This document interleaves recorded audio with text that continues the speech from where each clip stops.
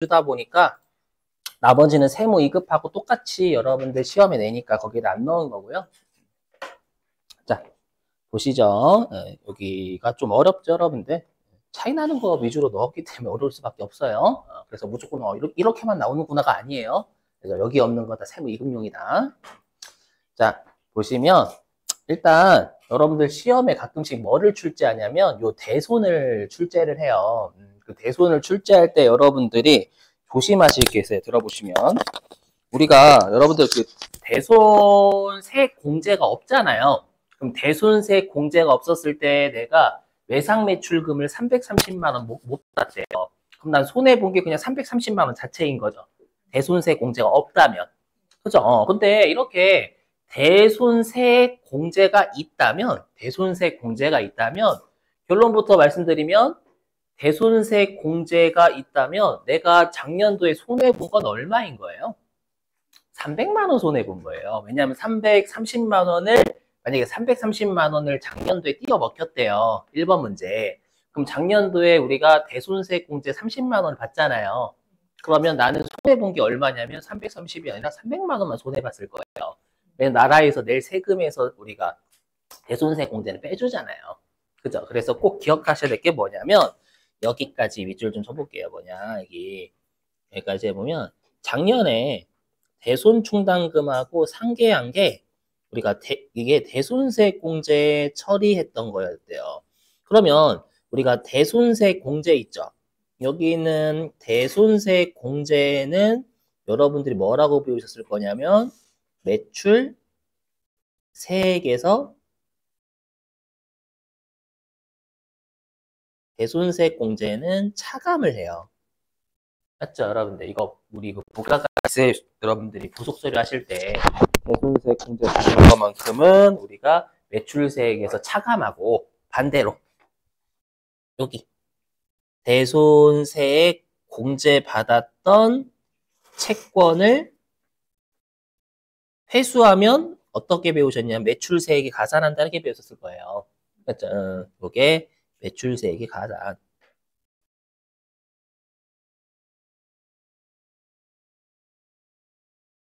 이 문구를 제가 왜 적었냐면 이 문구를 응용해서 분계를 끊으셔야 된다라는 거예요. 그럼 어떻게 작년도에 끊었을 거냐. 그럼 만약에 작년도에 떼어먹힌 게 330만 원이라고 가정해 보면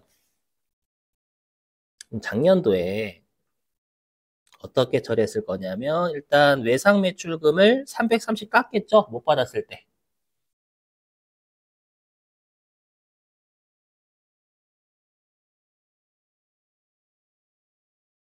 이렇게요? 그리고 우리 매출세액은 여러분들 개정 과목이 뭐예요? 매출세액. 그렇죠. 부가세 예수금이에요. 해석하면 부가세 예수금에서 차감했다 이 뜻이거든요. 작년도에. 우리가 부가세 예수금은 부채죠. 부채니까 대변이에요. 대변에서 차감했다라는 건 차변으로 깠다라는 거 작년도에 부가세 예수금을. 그게 부가세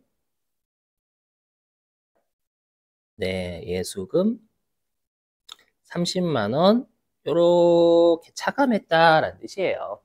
그렇죠? 그러면 대손 충당금하고 상계한 건 330이 아니라 300만 원이에요. 왜냐하면 손해본 건 300이거든. 330만 원 띄어먹혔지만 나라에서 내 세금에서 30만 원 까줄게요 라고 하면 300만 원만 손해본 거잖아요. 그죠? 그래서 여기에서 대손 충당금하고 상계한 건 300만 원이다라는 거예요. 아마 이 분계도 있었을 거예요. 문제 풀다 보시면. 이렇게. 그죠? 그럼 이걸 회수했을 때는 여러분들 아마 대손된 채권 회수하는 분계는 어떻게 처리하냐면 차변에 현금 받은 거. 근데 그리고 우리가 대변으로 대손 충당금 살리잖아요. 맞죠? 그럼 우리가 과거 작년도에 대손 충당금하고 상계한 건 300이죠. 그럼 살릴 때도 300만 살려야지. 맞죠?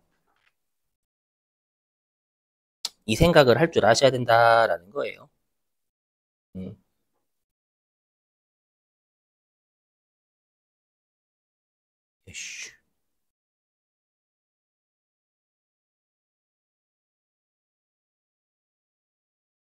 이렇게. 그리고 요 빨간색을 그대로 해석해보면 이거 회수하는 분계잖아요. 매출세액이 가산하죠. 그럼 부가세 예수금에 30만 원 더하라라는 거잖아요. 세액은 30만 원인 거는 알고 계시죠? 그죠? 그러면 매출세액은 부가세 예수금, 부채니까 대변. 그럼 대변에 가산하면 대변. 부가세 예수금. 왜? 과거에 작년도에 대손충당금 300 깠을 거고 부가세 예수금 30 깠잖아요. 그럼 다시 부가세 예수금하고 대손충당금 살려내야지. 이걸 살려낸 거예요. 이해되시겠어요? 그래서 결론 요 분계가 답인 거예요, 요 분계가. 그래서 대손세 공제는 꼭 여러분들이 요 말을 기억할 수 있으셔야 분계를 이해할 수가 있습니다요. 그렇죠? 이렇게 하고 넘어갈게요. 당연히 일반적 병역이죠, 뭐. 여기는. 자, 그 다음에 이제 2번입니다. 2번. 자, 2번인데, 여러분들 우리가 할부금 있죠? 할부금, 할부로 하시면 내가 만약에 차 3천만 원을 할부로 했어. 차 3천만 원을 할부로 한다라고 하면 3천만 원을 미지급금 잡았을 거 아니에요. 맞죠? 그러니까 우리가 미지급금으로 처리했던 건 뭐냐면 원금이에요, 원금. 원금만 미지급금이고 나머지는 이자 비용 처리해야지, 여러분들.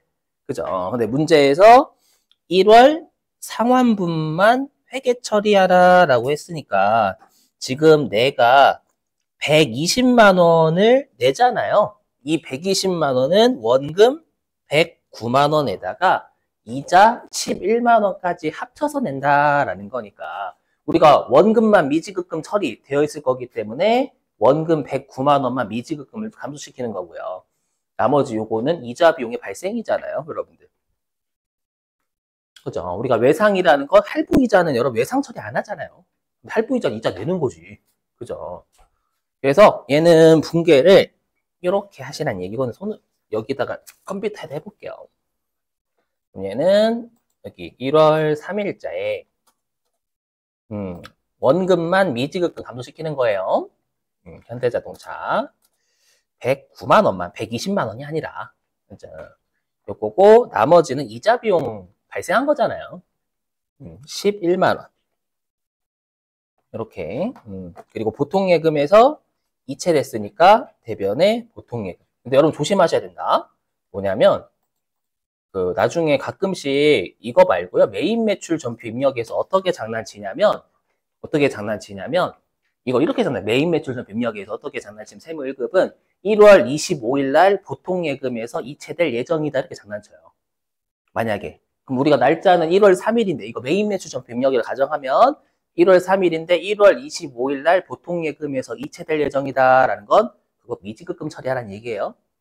무슨 말인지 되시겠죠? 보통예금 까면 큰일 나 그냥 아주 그냥 지대는 거야. 그거 진짜 많이 내 시험에서. 조심. 그래서 날짜를 좀 잘 보셔야 돼요. 지금 1월 3일자 분계니까 상환 예정 상환은 1월 3일이니까 1월 3일자 분계 끊는 거지만. 그죠? 자, 그 다음에 3번이 이 문제입니다. 여러분들. 자, 들어보세요. 그 세무 2급 지식을 동원해 봐요. 그 부가가치세 신고서. 자, 우리 부가가치세 신고서에서 매입세 이거 불공제죠. 왜냐면 여기 그 거래처 직원과 식사한 거니까 요건 여러분들 불공제란 말이에요. 맞죠? 근데 뭐로 긁었냐면 카드로 결제했죠. 카드로 결제했어요. 그럼 우리가 매입세 불공제가 되는 세금 계산서를 받으면 매입세액을 부담했어요. 그리고 세금 계산서를 받았대요. 그럼 매입세 불공제가 되는 세금 계산서 있잖아요. 그거 신고서 입력해야 하네요. 매입세 불공제가 되는 세금 계산서 해요. 그죠? 그 다음에 매입세 불공제가 되는 세금 계산서 아닌 것들은 하지 않아요. 맞죠? 우리가 매입세 불공제가 되는 세금 계산서 아닌 것들은 그 밖에 공제 매입세액이라 한단 말이에요. 맞죠? 그 밖에 공제라는 건 세금 계산서가 아닌 건 공제되는 것만 신고서에 들어간다라는 거예요. 거꾸로 얘기하면 얘는 세금 계산서 아닌데 불공제되는 거잖아요. 그럼 세금 계산서가 아닌 건 공제되는 것만 신고서에 들어가는 거예요. 그럼 거꾸로 얘기하면 불공제가 되는 세금 계산서 아닌 건 신고서에 안 들어간다라는 거 일반적 병역이에요, 이거. 그죠? 아까 그래서 메인 매출 전표에 입력할 것만, 아니, 신고서에 들어갈 것만 메인 매출 전표에 반영하라라고 했잖아요. 이해되시겠어요? 그래서 외우셔야 돼요. 이건 부속 서류에서도 중요해요. 세금 계산서 아닌 불공제는 신고서에 안 들어갑니다. 안 들어가니까 메인 매출 전표 입력도 안 되고 부속 서류 입력하시면 안 돼요. 알죠? 근데 우리가 전표 입력은 메인 매출 전표 안 들어간다라는 건 입력하지 말라는 게 아니라 일반 전표로 가야 된다는 뜻이에요. 그래서 얘는 일반 전표. 근데 만약에 얘가 세금 계산서 받았다라고 하면 이건 불공으로 메인 매출 전표 입력하시면 되는 거고요. 여기? 네. 그래서 얘는 일반 전표 입력이 그냥 분께 끝난 거예요. 1월 4일자로 접대비가 기업 업무 추진비로 바뀌었죠. 그래서 기업 업무 추진비로 바뀌었다라는 거 좀 외워주시고 접대비 검색이 안 돼요. 네. 금액은 11만 원. 대변에 미지급금이죠. 재고자산 매입한 거 아니니까. 미지급금에 국민카드 거셔야죠. 그래서 채무는 카드 회사한테 있는 거니까 여기까지 징령을 써주시면 되겠습니다.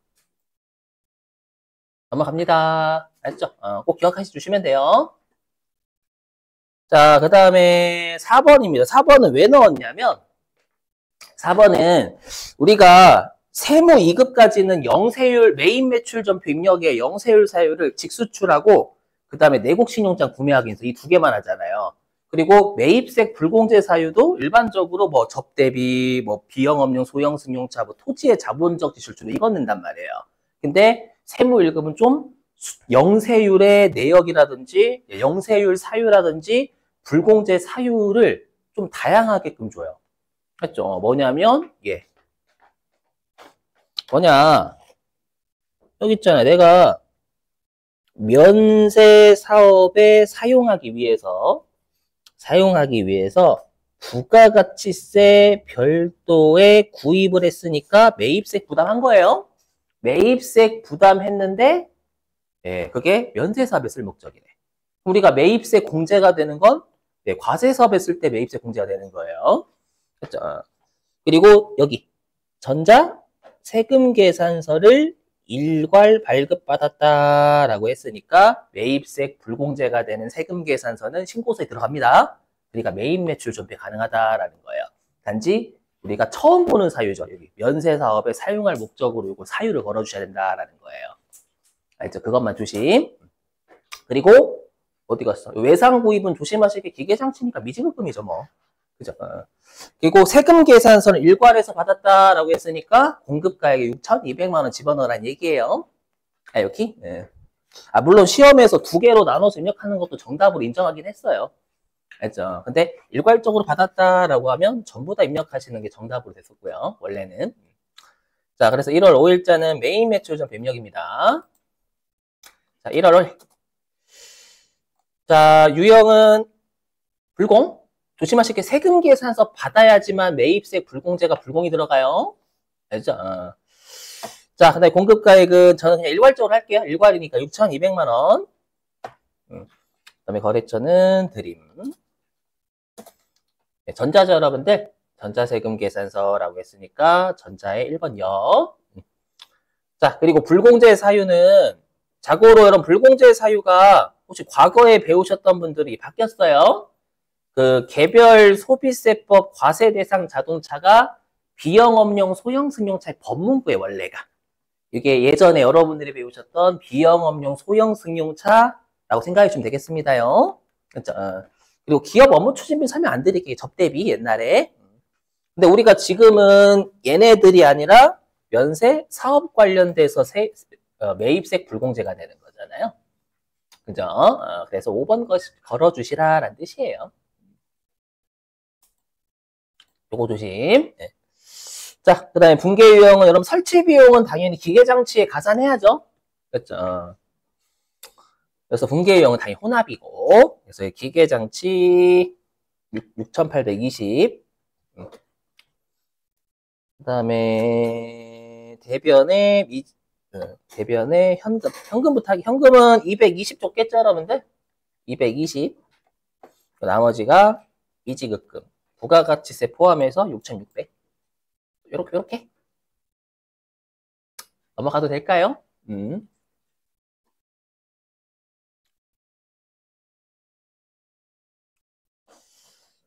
그 다음에 이제 한 페이지 넘겨서, 요거 5번 좀 까다롭습니다, 여러분들. 5번. 여러분들 이렇게 돼 있어요. 뭐냐면, 나중에 배우실 건데, 배우실 건데? 여러분들 이거 혹시 배우셨어요? 부가가치세 과세표준. 우리 재화의 수입일 때, 부가가치세 과세표준이, 이게 몇 페이지에 있지? 잠깐만요. 페이지 좀 찾아볼게요. 이게 우리 교재 어디에 있냐면 맞춰보실래요? 죄송해요. 찾아볼게요. 내 책이 좀 이상해가지고 그래요. 어디 갔어? 공급가에.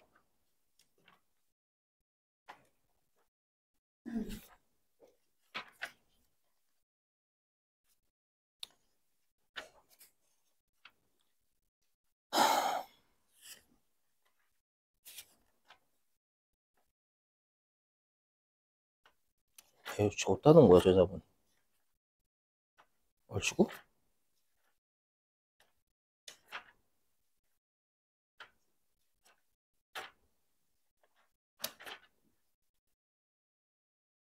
응? 여기 있다. 여러분 333이네. 333페이지 4번.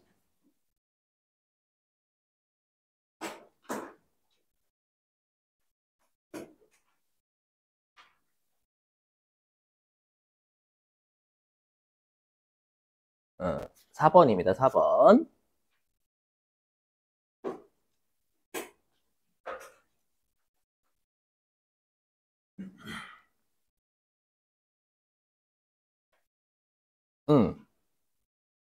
자, 일단은 그렇게 돼 있고요. 보시면 뭐냐면 여러분 내가 지금 500만 원짜리 물건을 산 거예요. 500만 원짜리 물건. 그렇죠? 여기 과세 표준이 여러분 500만 원이라 돼 있죠. 여기 물건 가격. 오케이? 예. 자, 그럼 우리가 요 관세에 여러분들 부가가치세 붙진 않아요. 그래서 우리가 물건 가격이 지금 500만 원짜리예요. 500만 원짜리고 내가 미국 지멘스사 있죠, 여러분들. 미국 지멘스사에서 매입을 했는데 우리가 재화의 수익 같은 경우에는 외국에 있는 사업자가 우리나라에 부가가치세를 내야 안 내요? 낸다라는 보장이 없어요. 맞죠? 그래서 여기 뭐냐면 울산 세관장이라고 되어 있잖아요. 맞죠? 왜냐면 외국에 있는 사업자가 부가가치세 안 내니까 세관장을 가상의 공급자로 보는 거죠. 그 세관장이 공급하는 것처럼 봐서 부가가치세만 징수하는 거예요. 500만 원은 지멘스한테 주는 건데 요 50만 원 안 낼 거란 말이에요. 지멘스가. 그렇죠? 그래서 세관장이 500만 원에 공급하는 것처럼 간주하는 거예요. 간주해서 50만 원만 세관장이 징수해가지고 세무서에 갖다 내면 50만 원 무조건 거치는 거죠. 공무원이니까. 그래서 좀 조심하시게. 지금에야 울산 세관장이라고 줬지만 여러분들 지멘스 거시면 안 돼요. 이거 큰일 난다. 그렇죠? 왜냐면 부가가치세와 관련 있는 거래처를 입력해야 된단 말이에요. 부가가치세와 관련이 없어요. 지멘스는. 아셨죠? 요거 조심. 처음 들으시면 안 돼. 그렇죠? 자, 그리고 여기 재비용 있죠? 재비용. 재비용은 미착품 계정을 사용할 것이라고 돼 있잖아요. 그럼 요거는 부가가치세 아니란 말이에요. 그러다 보니까 어떻게 입력하시냐. 여러분들이 알고 계실 게 요 메인 매출 전표 입력 있죠? 요 위쪽이 부가가치세 입력하는 거고요. 아래쪽이 일반 전표 입력이에요. 이거 알고 계세요, 여러분들? 이거 알고 계셔야 돼요. 여기가 일반 메인 매출 전표 부가가치세 이쪽이고요. 요 아래가 일반 전편이 분계 끊는 거예요. 날짜는 1월 30일자로 매입세 공제가 되죠. 원재료 수입했으니까 매입세 공제가 되는 세금 계산서는 우리가 수입세금 계산서는 55번 수입. 그죠? 근데 지금 공급가액이 여러분들 얼마냐면 500만 원이잖아요. 그죠? 그래서 500만 원 줬고요. 그다음에 거래처는 울산 세관장에 있는 울산 세관 걸어주셔야 된다라는 거예요. 그렇죠. 이 50만 원은 지멘스가 안 내니까 그러면 지멘스 못 거는 겁니다요. 그다음에 분계는 전자는 여. 그다음에 분계 유형은 분계를 많이 끊으시려면 분계 유형을 무조건 혼합으로 해주셔야 돼요. 그렇죠. 혼합이 아니면 분계가 안 내려갑니다. 그렇죠. 많이 입력하려면 혼합입니다. 무조건. 자, 그럼 보시면 아시겠지만 이렇게 수입을 걸잖아요. 수입을 걸면 이 500만 원은 세관장 게 아니에요. 세관장이 실제로 먹는 금액이 아니기 때문에 컴퓨터가 인지를 안 합니다. 수입으로 걸게 되면. 500만 원 안 걸잖아요. 맞죠? 그러니까 이 500만 원은 어디다 처리하냐면 우리가 일반 전표 입력에 처리하거든. 500만 원은 그냥 원재료 매입하면서 지멘스한테 준 거니까 일반 전표 입력하는 거고 지금은 메인 매출 전표 입력하는 거잖아요. 그래서 이렇게 그래서 50만 원은 매입세 공제가 되는 거니까 원재료가 아니라 부가세 대금이 맞는 거예요. 되셨어요? 이렇게. 그리고 아래에다가 여러분 이것 여기 있죠. 여기 재비용은 미착품 계정 쓰라고 돼 있잖아요. 그렇죠? 그래서 관세하고 통관수수료 요거에 대해서는 부가가치세 부담 안 하거든요. 오케이. 그러다 보니까 얘 같은 경우에는 네, 차변의 미착품 요 자산입니다. 그러면 65만 원. 대변의 현금 이렇게 잡으란 얘기예요. 되셨어요? 이거.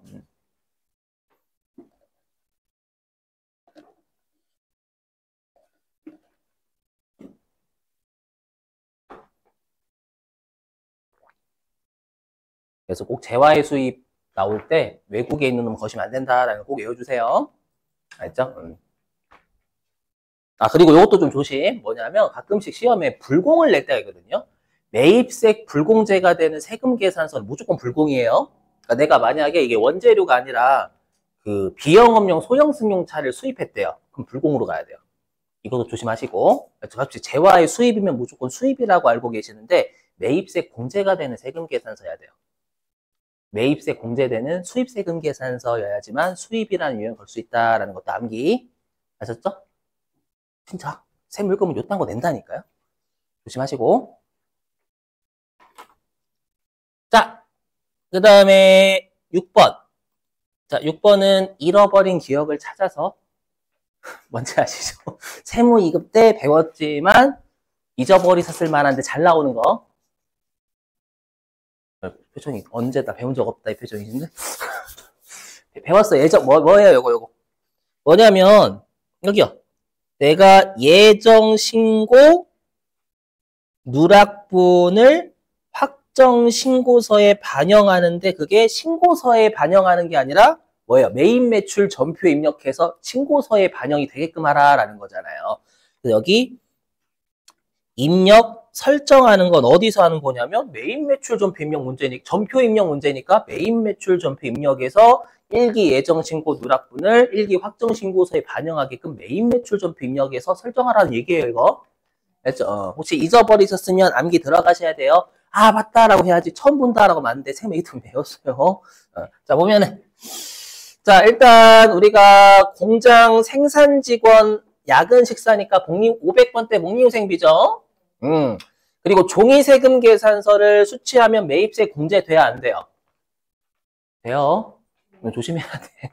알죠? 왜냐면 우리가 부가가치세는 공급자가 주는 대로 받을 수밖에 없어요. 그렇죠? 상대방이 관상을 받더니 전자 발급할 상이야? 야, 너 관상을 보니까 전자 발급할 상이니까 전자 내놔. 이렇게 방송이 재미없어? 아무튼 그래서 종이세금 계산서 받더라도 매입세 공제가 된다는 걸 알고 계셔야 돼요. 나중에 헷갈릴 거야. 신고서 나중에 배우시면.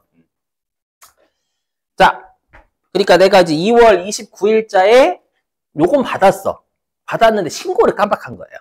그래도 매입세 공제가 확정신고 때 가능합니다. 맞죠? 왜냐면 예정신고 때 매입세 공제 못 받고 확정신고 때 받으면 얘는 불쌍한 놈이거든요. 늦게 받는 거니까 공제를. 불쌍한 놈의 혜택 줘요. 자, 그럼 우리가 매입세 공제가 되는 세금 계산서는 불공이라고 하잖아요. 그래서 2월 29일자에 일단 유형은 불공이래. 과세. 매입세 공제가 되는 세금 계산서 과세라고 하죠. 그죠? 자, 그다음에 공급가액은 150만 원이라 돼 있고요.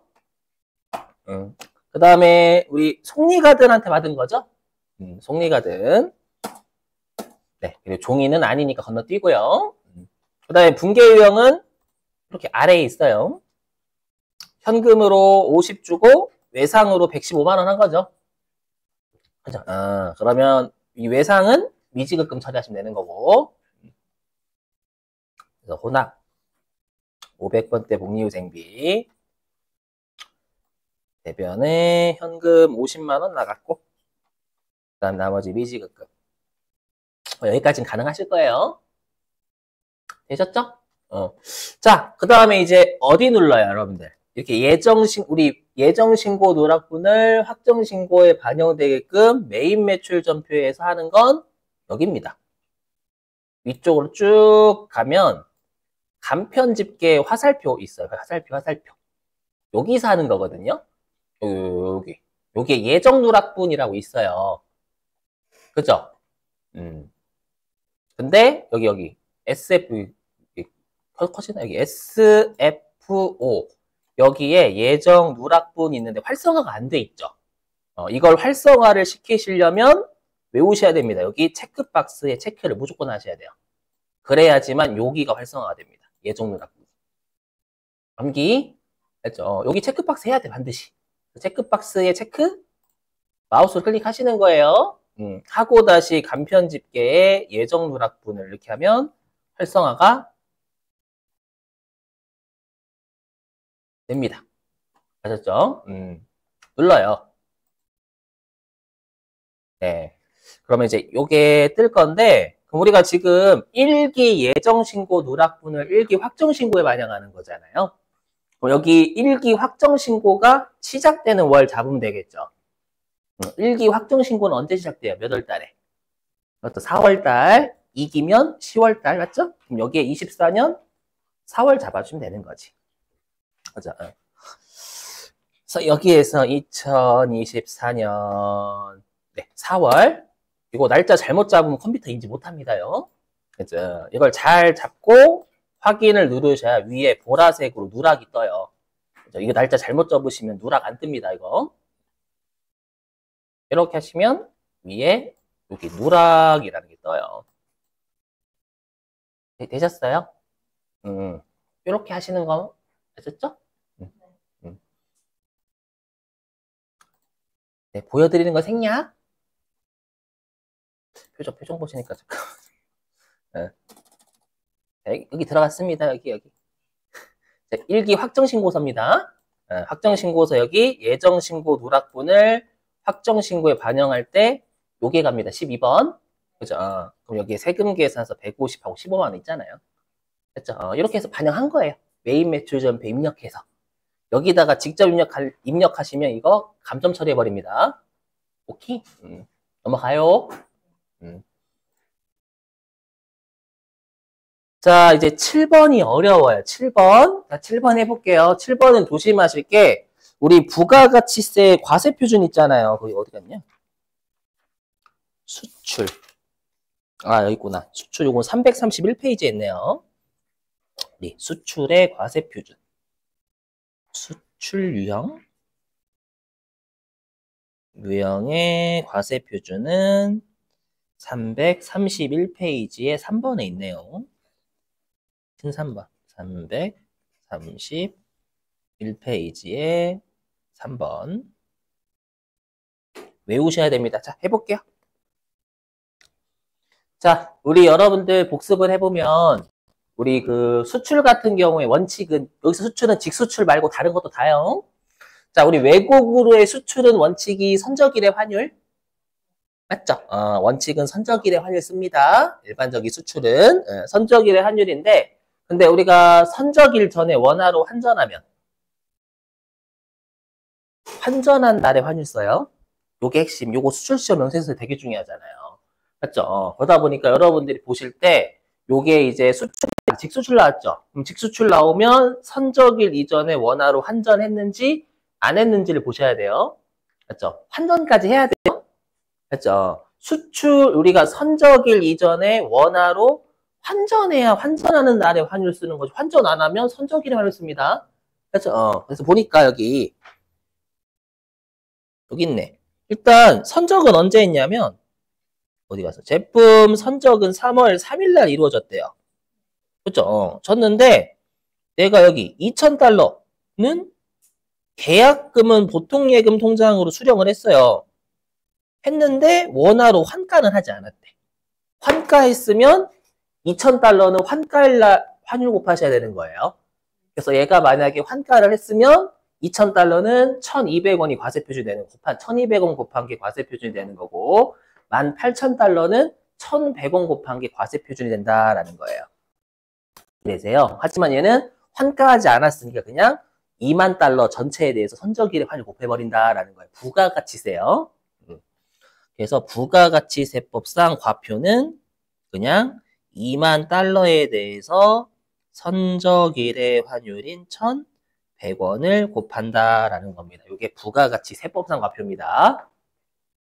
그렇죠. 주의하실 게 있어요. 제가 아래쪽은 일반점표 입력 분개하는 거라면서요. 일반점표 입력은 세법상이에요? 회계예요. 회계예요. 회계는 그딴 거 없어요. 뭐 선적일의 환율이 원칙이지만 예외적으로 환전한 날을 쓴다는 부가가치세 내는 거예요. 알죠? 그러다 보니까 회계상 매출은 그냥 선적일 날 그때 쓰는 거예요. 요거. 그래서 2만 달러 곱하기 1,100원이 다 제품 매출이에요. 그렇죠? 회계는 계약금 받은 거 그냥 계약금이잖아요. 그렇죠?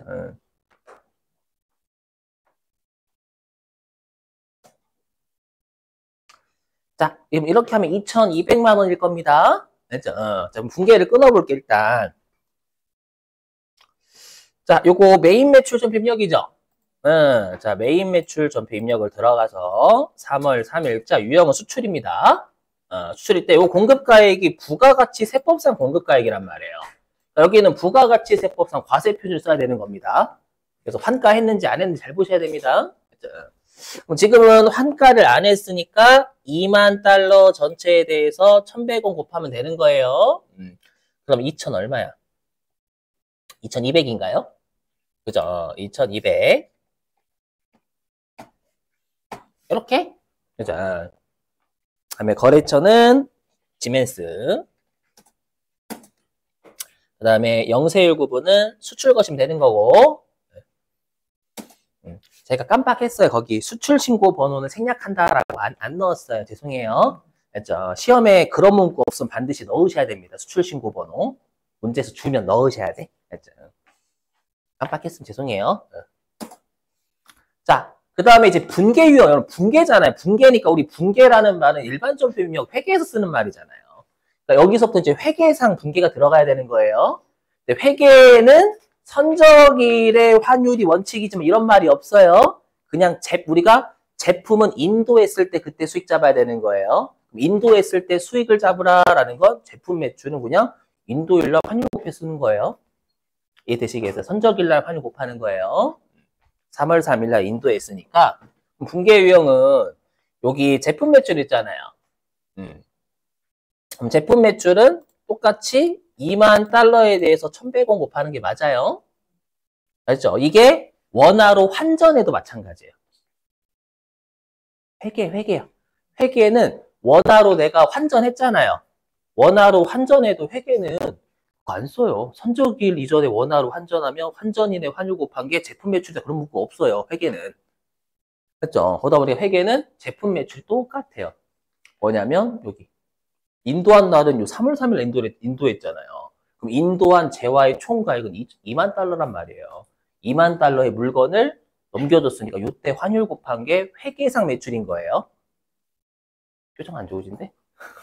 근데 부가가치세는 선적 이전에 환전했냐, 선적일 이후에 환전했냐에 따라서 달라지는 거, 공급가액이. 부가가치세는. 아, 오케이?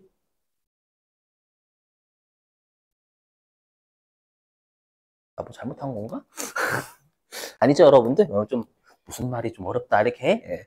아무튼 자, 그러면 우리가 회계에서는 이 계약금 받았을 때는 회계에서 2월 10일자로 회계 처리했겠죠. 자고로 제가 만든 이건 제가 만든 문제여서 2월 10일 날 회계 처리가 없을 거예요. 실제 시험에선 2월 10일 조회해 보시면 아마 계약금 받았을 때 회계 처리가 일반점표 입력돼 있을 겁니다. 가끔씩 알고 계시는 분들, 선생님 일반점표 입력 2월 10일자 분계가 없는데요 하면 당황해가지고 제가 만든 문제여서 그래요 라고 하거든요. 아무튼 회계에서는 2월 10일 날 계약금 받았을 때 선수금 처리했을 거 아니에요. 그렇죠? 그럼 이제 인도했으니까 선수금 까야 되겠죠. 그럼 선수금은 우리가 요 1200원으로 처리했을 거 아니에요. 회계에서. 그죠? 그럼 선수금은 어떻게 처리가 돼 있을 거냐면 2000달러 곱하기 1200원으로 선수금 처리돼 있을 거잖아요. 맞죠? 그럼 이거 계산하시면 240이겠죠? 그럼 240만 원만큼 선수금 까면 되는 거예요. 이해되세요? 자, 그래서 자변의 선수금 240만 원 까고요. 이렇게. 그러면 나머지 18,000달러에 대해서는 우리가 1,100원 환율로 아직 못 받은 거잖아요. 맞죠? 얼마야? 1980인가요? 1960이에요? 얼마야 이거?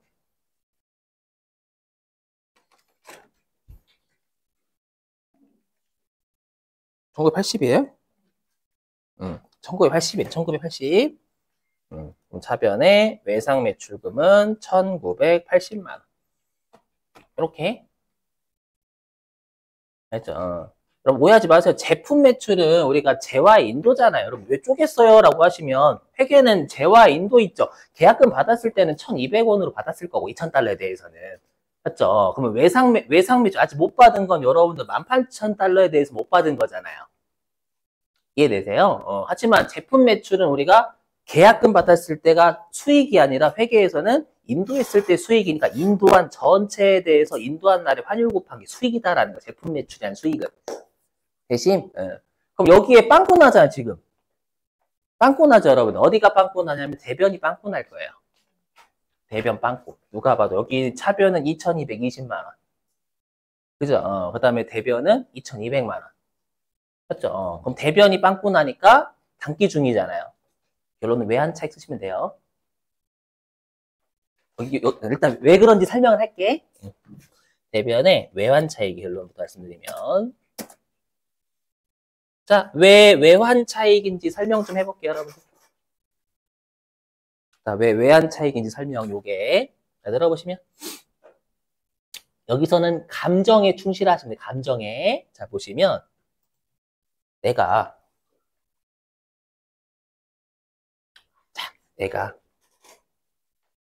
자, 보세요. 내가 어떻게 했냐면 2,000달러에 대해서는 달러당 1,200원으로 계약금 수령했죠. 맞죠? 수령했고 18,000달러에 대해서는 1,100원의 외상 매출금이 있단 말이에요. 맞죠? 근데 우리가 곱한 건 요거잖아요. 요게 우리가 2만 달러 곱하기 1,100원이 제품 매출로 인식한 금액이죠.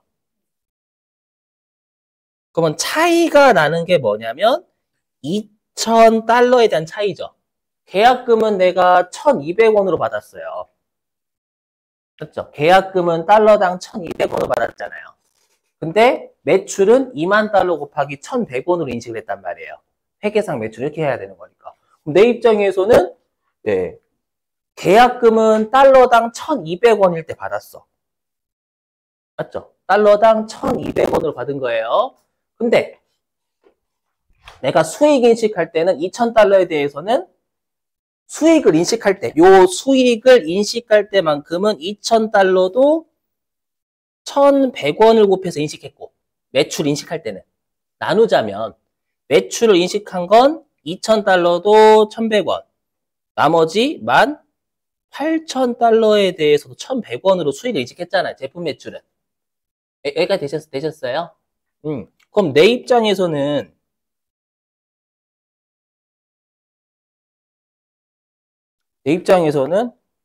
네, 2,000달러에 대해서 수익은 1,100원으로 인식을 했어요. 인식을 했는데 실제로는 요 2,000달러에 대해서 실제로는 1,200원 받았잖아요. 달러당. 그럼 2,000달러에 대해서 내가 100원, 2,000달러에 대해서는 100원을 더 수령한 거죠. 달러당 100원 더 수령했잖아. 그럼 더 수령했으면 아싸 개이득이네? 이렇게 생각해야지. 이해되세요? 수익은 1,100원으로 인식했지만 계약금을 실제로 받은 건 내가 달러당 1200원을 받았잖아요. 그러면 100원만큼을 더 받았죠. 달러당 100원만큼 더 받았고 그게 2000달러에 대한 거잖아요. 그럼 2000달러 곱하기 100원만큼 아싸. 내가 3월 3일자에 받았다면 1100원으로 받았을 건데 근데 2월 10일 날 이때 계약금 받았을 때 달러당 1200원으로 받았으니까 달러당 100원만큼 이득 받네? 맞죠? 그리고 당초에 20만이래. 2000달러에 대해서 달러당 100원만큼 계약금 더 받았잖아요. 맞죠? 더 받았으니까 수익인식은 달러당 1100원 됐지만 계약금은 달러당 1200원으로 받았으니까 달러당 100원만큼 이득을 받고 2000달러에 대해서 이득 받으니까 총 하면 20만 우리나라 돈으로 20만 원이 외환차익이 된다라는 거예요. 그렇죠? 좀 어려우시면 그냥 빵꾸 나는 곳이 차변이면 외환차손이 되는 거고요. 빵꾸 나는 곳이 대변이면 외환차익 적으시면 돼요. 결론부터 말씀드리면.